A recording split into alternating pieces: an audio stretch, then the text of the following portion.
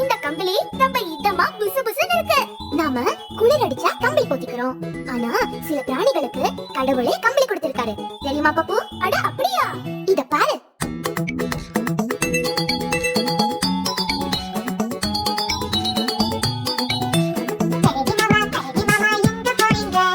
காட்டு பக்கம் வீடு இருக்கு, அங்க போறங்க.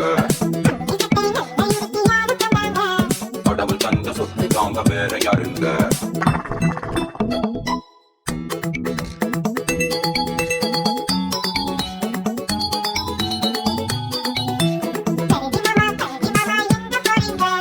காட்டு பக்கம் வீடு இருக்கு, அங்க போறங்க. கடவுள் தந்த சொத்து தாங்க வேற யாருங்க?